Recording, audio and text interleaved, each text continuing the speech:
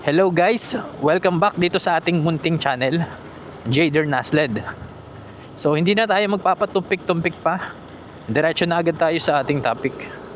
So ano-ano nga ba yung mga kailangan nating i-ready or ihanda sa tuwing meron tayong long ride? Okay, may mga kailangan tayong i-condition dito guys. Okay, so isang unang kailangan nating i-condition, syempre yung ating motorsiklo. Kailangan nating i-condition sa ating motorsiklo ay number 1, gulong. Ipa-double check nyo or i-double check nyo kung makapal ba yung gulong nyo. I-check nyo rin yung tire pressure. Palagyan nyo na rin ng tire sealant para mas okay. Para if ever man na mapako yan, makapunta pa kayo sa mga vulcanizing shop. Lalo na kapag sa mga bundok kayo pupunta, mahirap guys. Okay, next dyan is brake. I-check nyo yung brake nyo kung okay pa ba. Check nyo yung brake pad, brake shoe nyo, kung okay pa ba, brake fluid. Tapos i-check nyo na rin kung kumakagat ba ng maayos yung preno nyo. Lalo na pag pupunta kayo sa mga matatarik na lugar, tapos biglang pababa, kailangan malakas din yung preno nyo dyan. Okay? Pangatlo, i-check nyo kung okay pa ba yung engine oil or gear oil nyo. Kung di okay, papalitan nyo. Magpa-change oil kayo, magpa-change gear oil kayo. Para at least hindi na kayo mabala pa, 'di ba? Pangapat, i-check nyo yung ilaw ng motor nyo, pati yung battery kung okay pa ba. So mas maganda kung meron kayong guys, kung meron kayong mini driving light or additional light. Pero wait lang guys, napakaganda dun, oh. Ganda. Okay? So panglima, kailangan i-check nyo yung coolant nyo kung nasa tamang level ba, kung okay ba, lalo na sa mga naka liquid cool guys na mga motorsiklo. Check nyo yan guys. Pang ilan na tayo? Sige, wag na natin lagyan ng number.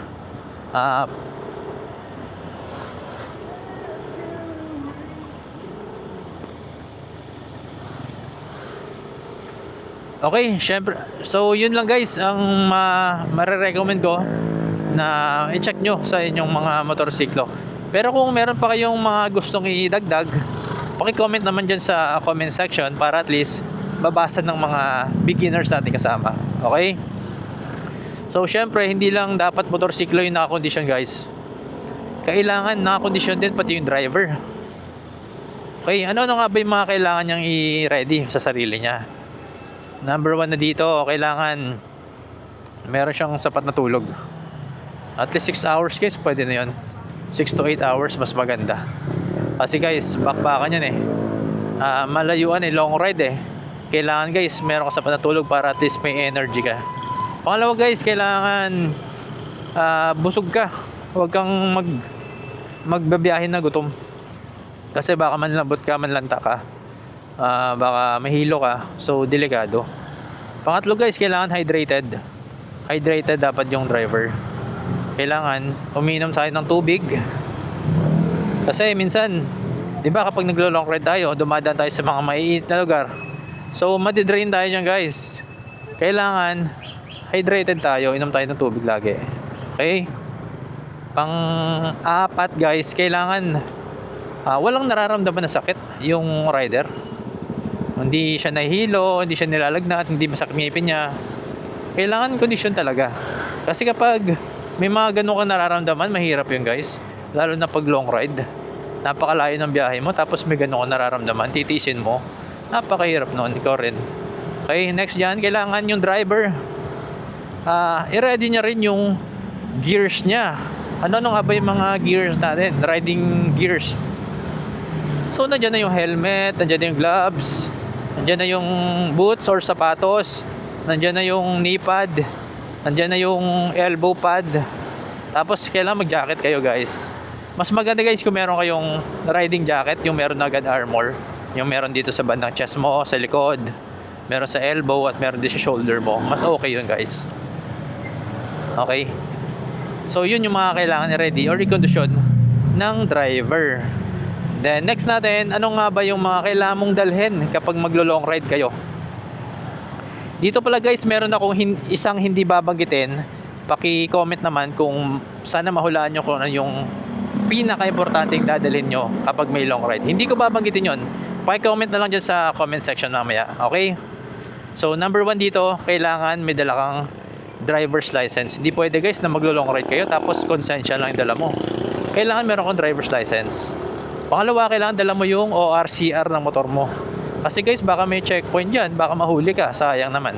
'Di ba? Ma-impound pa yung motorsiklo mo, 'di ba? Pangatlo guys, kailangan may dala kang kapote. Kasi hindi natin alam yung weather eh. Minsan umuulan, minsan mainit, 'di ba? Kagaya nito sa akin ngayon, no. Papansin nyo, biglang umulan, at least may kapote ako, diretso pa rin yung pagra-rides namin or pagra-rides ko. Ay, pangit din kasi yung guys na nag-rides kayo, yung mga kasama mo may kapote, tapos biglang umulan, tapos tigil lahat kasi hihintayin ka nila kasi wala kang kapote. Nakakaya yung ganun, di ba? Okay, next natin guys, kailangan yung may dala kang ano pa ba, cellphone and charger. Syempre, kailangan meron kang cellphone na charger. Syempre, para at least may pang-communicate ka kung sakali man na magkahiwalay kayo ng jowa mo, ST ng mga kasama mo sa pagra-rides, 'di ba? Tapos power bank, magdala ka ng power bank. Kasi minsan hindi natin inaasahan yung mga pupuntahan nyo, walang kuryente doon. Kaya gaya nung pumunta kami doon sa Tibo Tidal Pool, wala ka talagang kuryente. So importante na meron kayong mga power bank, guys. Tapos dagdag ko na lang din, pero hindi naman ganoon ka-importante talaga. Kailangan meron kang cellphone holder dito kapag maglo-long ride kayo para kahit pa paano nakapag-navigate ka rin ng mapa kung saan kayo pupunta. Okay? So yun yung mga kailangan dalhin guys ng rider. Okay? Syempre, hindi ko sasabihin yung mga damit. Pero meron ako isang hindi binanggit na pinaka-importante guys. Sana mahulaan nyo yun. Paki-comment dyan sa comment section down below. Okay? Thank you. Tapos, ito na lang, 3 paalala para sa mga magra-rides. Number 1, kailangan guys, nire-review mo naman yung mapa ng pupuntahan nyo. Tanong mo dun sa pinaka-leader nyo kung saan kayo pupunta. Tapos, i-search mo sa Google or sa Waze para at least nare-review mo yung pupuntahan nyo kung saan ba kayo dadan. Dadan ba kayo ng Nueva Ecija? Dadan ba kayo ng Tarlac? Dadan ba kayo ng Nueva Vizcaya? Dadan ba kayo ng Aurora? O kung saan man. Para at least, nalalaman mo lang din. Okay? Pangalawa, wait lang ha, titignan ko lang dito sa listahan ko. Ano yung pangalawa? Yun. Kailangan guys, i-check mo yung weather forecast. So, importante din na alam nyo yung weather forecast kapag pupunta kayo sa isang lugar. So, para at least ready kayo. For example, pupunta kayo ng mga Cordillera, pupunta kayo ng mga bundok.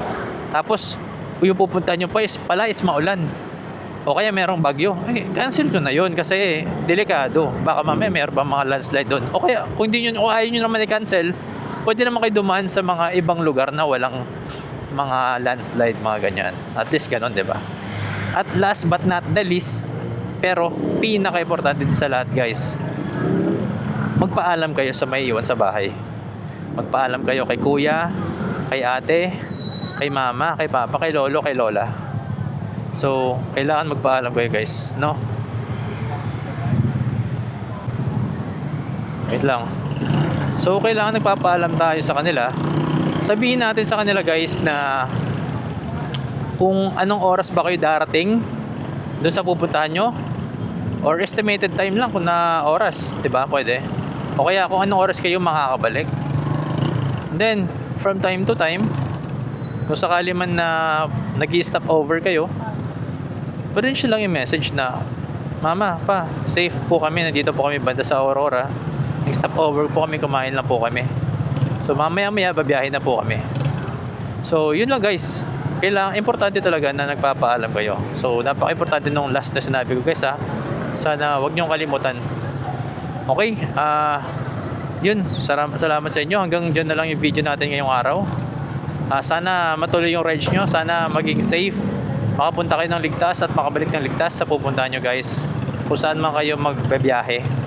So kung may mga gusto kayo dagdag sa mga nasabi ko, kung meron kayong tingin yung kulang, paki-comment naman dyan down below sa ating comment section.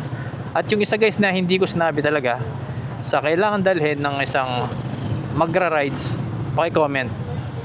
Napaka-importante nun. Okay. Yan lang po ngayon. Thank you.